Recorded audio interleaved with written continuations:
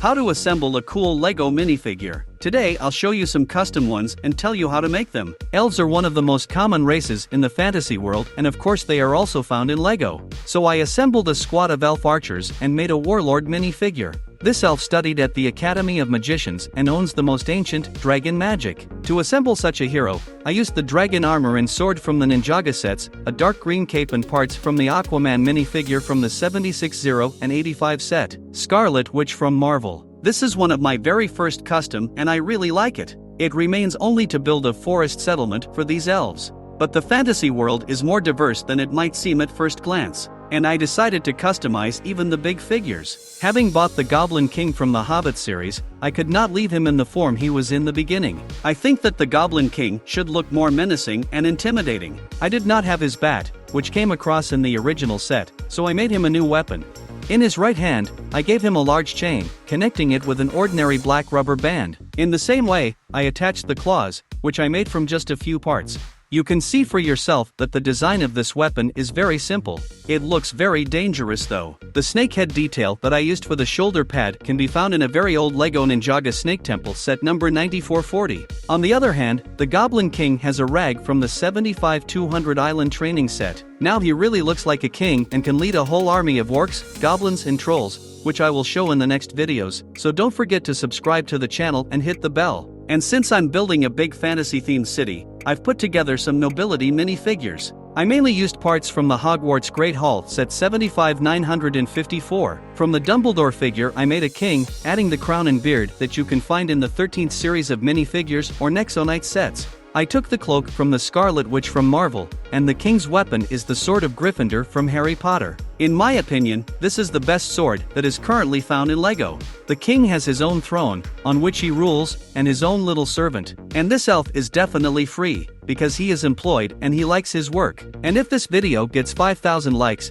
then I will show all the subjects of the king, the ordinary inhabitants of the fantasy city, of which I have collected more than 20 pieces. This is the Little Prince, the son of the king. A very cool minifigure of Hamlet was seen in the 8th series, but I bought this torso in Legoland.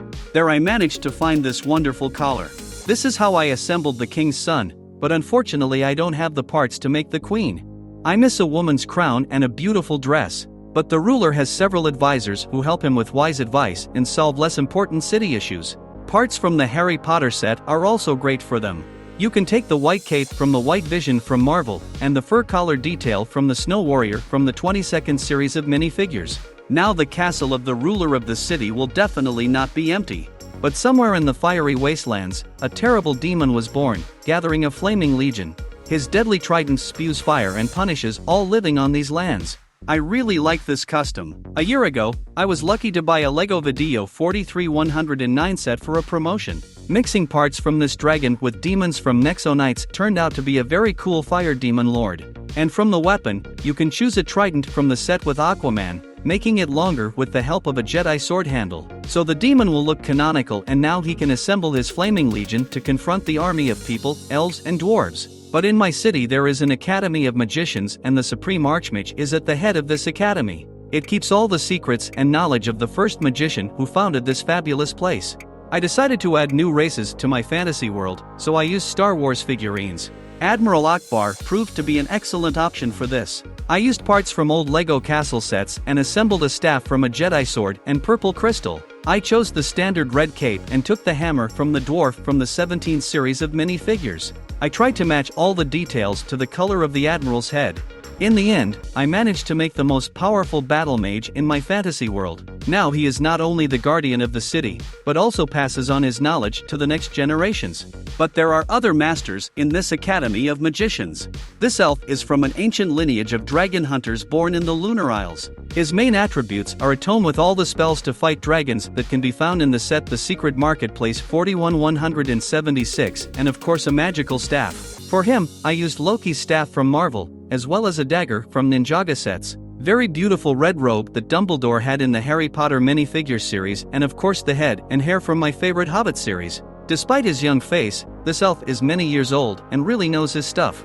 Once born from dragon magic, the elves freed themselves from the influence of dragons and now hunt them to cleanse the world of the remnants of their oppression. And I gathered this battle mage quite recently, and he is still an apprentice. However, this character will be the main character of my fantasy series. In order not to miss the release of the series, be sure to subscribe to the channel and press the bell. To assemble such a wizard, take parts from the Scarlet Witch from Marvel, a red torso from The Lord of the Rings, a head from Cole and hair from Aquaman. And of course, like any apprentice magician, he will need a book where he will write down all his combat spells. They don't teach you that at Hogwarts. There are many more characters in my Mage Academy, you can see some of them in my past videos. I'll leave a link to them in the tooltip above. Well, what do you think? Which magician can be made next? Perhaps a lightning magician or a shadow magician? Or a wizard who opens portals to other dimensions? Be sure to write your ideas in the comments. In the meantime, I'll show you those same elves from the Moon Islands. This is a settlement of ancient elves on islands in the center of the sea. They do not receive their power immediately from the light of the star, but after its distortion, when the light is reflected from the moon. For them, I specially bought several moon warriors from the 22 series of minifigures. The head and hair are great from the elves in the Lord of the Rings series, but can also be found in the Batman minifigure series. Such swords and armor are now quite common, but it's better if you have the Sting sword from the Hobbit series. Also, I used a round shield and a purple cloak, but it's very hard to find. This cape is from an alien from Series 8 minifigures. In my opinion, these details are great for making a moon elf or a night elf if you are a fan of Warcraft. But among this people there are also archers. For this character, I used parts from Lloyd's mom from the Ninjaga movie kits, hair from the Lego Elves series and a longbow now found in Avatar sets. I especially like the quiver for arrows, combined with the pauldron, on which the head of the dragon is drawn. This detail was found only in 2 sets produced in 2018. She's perfect for a moon elf. These elves fight and defend their lands fiercely and do not interfere in the affairs of the rest of the world. This helped them for many years to maintain peace and order in their home, as well as the culture and traditions of their ancestors. But in another part of my fantasy world, which is called Caldarian, there are dark shamans who have tamed giant spiders. The musty and stinking swamps were the perfect place for these 8-legged terrible creatures to breed. To this day, no one knows the true story of the appearance of these spiders. But where to find this in LEGO, I'll tell you for sure. LEGO Harry Potter at number 75950 Aragog's Lair.